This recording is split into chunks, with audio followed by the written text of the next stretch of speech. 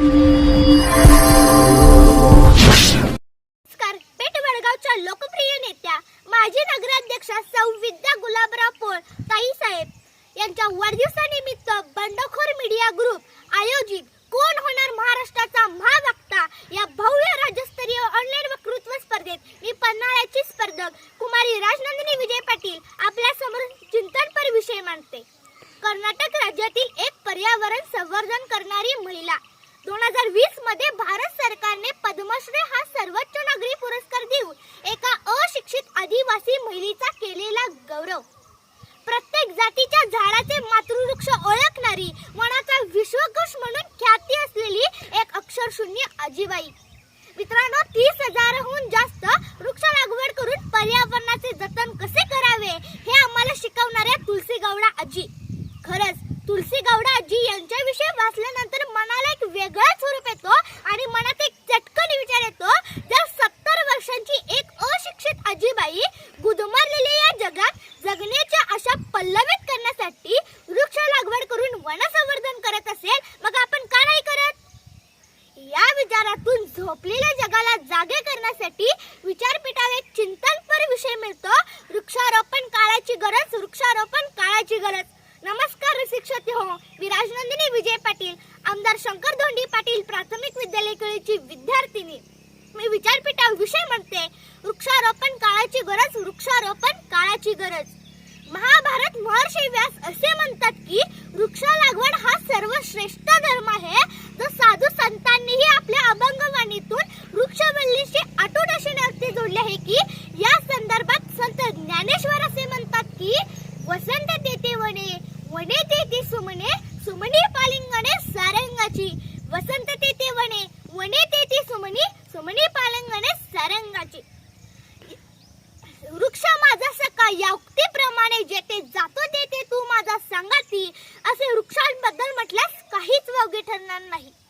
वृक्ष केवळ आपले जीवन प्रभावित करतात असे नाही, तर ते आपले अस्तित्व सुरक्षित ठेवण्यासाठी संजीवनी प्रदान करतात. प्राचीन काळापासून मानवाच्या दैनंदिन गरजांची पूर्ती करणारा वृक्ष आजही मानवी जीवन आणि समाजाच्या अस्तित्वाच्या दृष्टीने महत्त्वाची भूमिका बजावित आहे.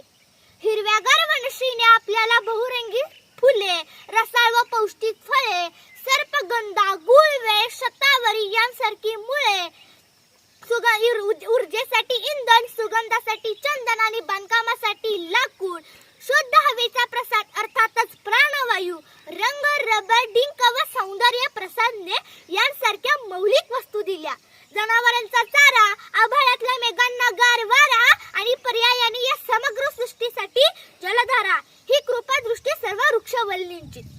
हे जरी सत्य असले तरी झाडे करतात सर्वांची सेवा, झाडे करतात सर्वांची सेवा. मानवातही तसा भाव हवा, मानवातही तसा भाव हवा. या उक्तीप्रमाणे मानव मात्र निसर्गाच्या दानशूरतेबद्दल कृतज्ञता न बाळगता स्वार्थाने आंधळा झाला आहे. जगभरात विकासाच्या नावाखाली अनेक झाडे तोडली जात आहेत. सीमेच्या जंगलात मुक्त निसर्गाचा शोध घेणे जणू वाळवंटातच हिरवळ शोधण्यासारखे झाले आहे. सुंदर निसर्गाला आता विनाशाचीच घरघर लागली आहे. भारतीय वन संरक्षण संस्थांच्या नोंदीनुसार गेल्या 5 वर्षांमध्ये सुमारे 94,98,000 झाडांची कत्तल केली आहे.